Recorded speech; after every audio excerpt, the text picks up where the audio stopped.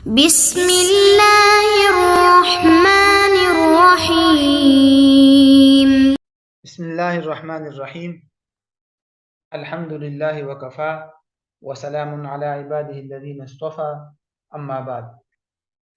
عزیز طلبہ، اصول الافتاء و آدابہ کلاس کی آج ہماری نشست نمبر 21 ہے، اور آج کی نشست کے اندر بھی ہم مبحث تاسع یعنی مسئلہ تقلید کے ایک نقطے کو پڑھیں گے۔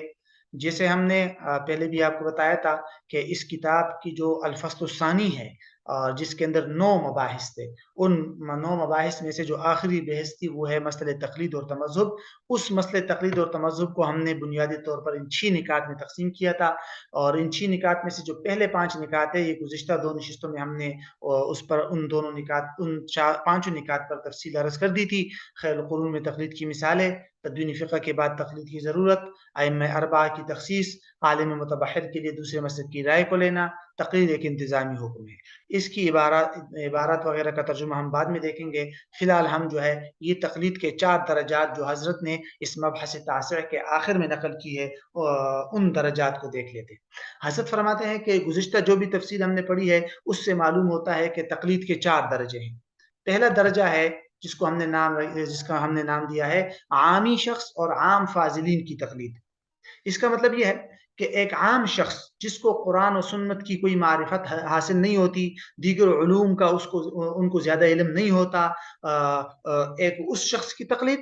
اور اسی طرح اس کے علاوہ جو مدارس اور جامعات، دینی جامعات کے جو عام فاضلین ہیں، جن کو اتنا زیادہ ملکہ اور اتنی زیادہ مہارت، جنہوں نے بنیادی دینی علوم تو حاصل کر لیے ہیں لیکن وہ عام فاضلین ایسے ہیں کہ جن کو اتنا ملکہ حاصل نہیں ہوتا کہ وہ کتاب و سنت کی نصوص کی روشنی میں فقہا کی آراء کے درمیان مقارضہ اور کمپیریزن کرے، تو ان دونوں کی تقلید کا جو ہے یہ پہلی قسم ہے، عام شخص اور عام فاضلین کہ جن کو اتنا ملکہ اور مہارت حاصل نہیں ہوتی کہ وہ کتاب و سنت کے دلائل اور نصوص کی روشنی میں فقہا کی آراء کا موازنہ کرے، مقارنہ کرے، اور ایک دوسرے پر دلیل کو یا آراء کو ترجیح دے۔ یہ ان کو یہ قوت اور یہ ملکہ حاصل اور یہ مہارت حاصل نہیں ہوتی۔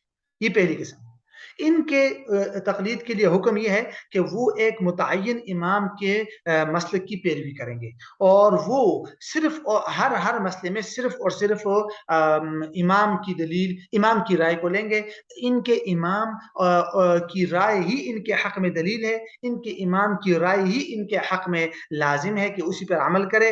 وہ اپنے امام کی رائے کو قرآن و سنت پر پیش نہیں کر سکتے، اور نہ ہی اپنی رائے کے ذریعے اپنے امام کی رائے کو چھوڑ کر کسی دوسرے امام کی رائے کو لے سکتے ہیں۔ وجہ بالکل ظاہر ہے، کیونکہ ان کو تو دلائل کا علم ہی نہیں ہے، قرآن و سنت کی نصوص کا ان کو علم ہی نہیں ہے، ان کو قوت دلائل کا پتہ ہی نہیں ہے، ان کو پاس علوم ہی نہیں ہے کہ جن کی بنیاد پر وہ اپنے امام کی رائے کو رد کر سکے۔ تو اس لیے یہ اپنے امام کی رائے کو رد کر کے دوسرے امام کی رائے کو یا اپنی رائے کو نہیں لے سکتے۔ یہ ہے پہلی قسم کی تقلید۔ نمبر 2، عالم متبحر کی تقلید۔ عالم متبحر سے مراد وہ عالم ہے کہ جو اگرچہ کلی طور پر جس میں اجتہاد کی صلاحیت تو نہیں ہوتی، لیکن اس کو قرآن و سنت کے علوم کی معرفت حاصل ہوتی ہے۔ اسی طرح اپنے امام کے مسلک اور اپنے امام کی تمام آراء اور دلائل میں اس کو پوری مہارت حاصل ہوتی ہے۔ اس نے فقہ اور فتویٰ کے اندر ایک طویل ممارست اور تجربہ ہوتا ہے اس کے پاس، اور اس نے بڑے بڑے علماء اور بڑے بڑے مفتیان کی صحبت اختیار کی ہوتی ہے۔ اسی کی وجہ سے اس کو فقہ احکامات کے دلائل کے اندر بھی قوت نظر حاصل ہوتی ہے۔ اس طرح کا جو عالم ہے اس کو کہتے ہیں عالم متبحر۔ تو اس کی تقلید کا کیا حکم ہوگا؟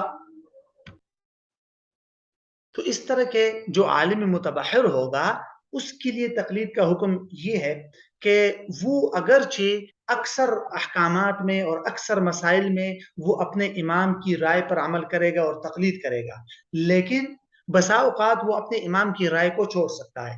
وہ کون سی صورتیں ہیں؟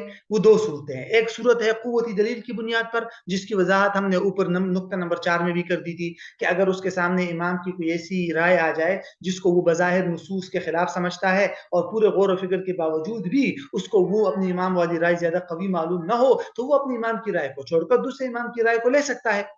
اسی طرح دوسری صورت ہے کہ اگر اس کو معلوم ہو جائے کہ اس کے امام کی رائے میں حرج شدید ہے اور اس میں عام طور پر لوگ مبتلا ہے اور عام لوگوں کو اس کے اندر بڑا حرج لاحق ہو رہا ہے، تو ایسی صورتحال میں اس کے لیے یہ جائز ہے کہ وہ حنفی یعنی کہ اپنے مسلک کی امام کی رائے کو چھوڑ کر دوسرے مسلک کی امام کی رائے کو لے لے، تاکہ عام لوگ جو زیادہ حرج میں پڑے ہیں وہ اس حرج سے سہولت میں آ جائے۔ جس طرح کہ ہمارے ائمہ میں سے ہمارے جو اکابر ہیں انہوں نے مفقود کی بیوی کے بارے میں بھی اس طرح کا معاملہ کیا ہے۔ ہاں البتہ اس دوسرے پوائنٹ کے بارے میں حضرت نے لکھا ہے کہ چونکہ اس زمانے کے اندر جو ہے یہ ایک مشکل مرحلہ ہے کہ بھئی کون سے مسئلے میں عوام کو حرج شدید ہے، کون سے مسئلے میں عوام میں ابتلا ہے یا نہیں ہے، تو اس لیے اس کے لیے انفرادی کے بجائے اجتماعی کوشش کی جائے اور کچھ مفتیان کرام باہمی مشاورت اور اجتماعی اجتہاد کے نتیجے میں دیکھے کہ بھئی کون سے مسئلے میں حرج شدید ہے، کون سے مسئلے میں ابتلا عام ہے اور کون سے مسئلے میں اپنی امام کی رائے کو چھوڑ کر دوسرے مسلک کی رائے کو سہولت کے لیے لیا جا سکتا ہے۔ تو اس کے لیے انفرادی رائے کے بجائے ایک اجتماعی رائے لینی چاہیے۔ بہرحال یہ ہے دوسری قسم کی تقلید۔ تیسری رائے یا تیسری قسم تقلید کی جو تیسرا درجہ ہے وہ ہے مجتہد فی المذہب کی تقلید۔ مجتہد فی المذہب کا مطلب ہوتا ہے کہ وہ امام یا وہ عالم اور فقیہ جو اصول کے اندر تو اپنے امام کی تقلید کرتا ہے اصول میں، لیکن فروع اور نوازل کے اندر اس کو ایک قسم کا اجتہاد حاصل ہوتا ہے۔ اس کی مزید تفصیل انشاءاللہ آگے طبقات فقہا میں آ جائے گی کہ مجتہد فی المذہب کا مطلب کیا ہوتا ہے۔ تو وہ اصول میں اپنے امام کی تقلید کرتا ہے اور فروعات کے اندر وہ ایک قسم کا اجتہاد کر سکتا ہے۔ اسی کے اندر اصحاب التخریج اور اصحاب الترجیح اور مجتہد فی المسائل بھی داخل ہے، ٹھیک ہے، یعنی کہ مجتہد فی المذہب اور اسی طرح مجتہد فی المسائل، اصحاب التخریج اور اصحاب الترجیح، یہ چار قسم کی جو طبقات فقہا ہے یہ ان کی تقلید، تو ان کی تقلید کا درجہ کیا ہے کہ یہ اصول کے اندر اپنے امام کی پیروی کریں گے، یہی ان کی تقلید ہے۔ اور اس کی ان کی مزید تفصیل آگے آ جائے گی کہ یہ اصحاب التخریج کون ہے، اصحاب الترجیح کون ہے۔ بہرحال تو یہ تیسری قسم کا یا تیسرا درجہ اجتہاد۔ چوتھا درجہ اجتہاد ہے مجتہد مطلق کی تقلید۔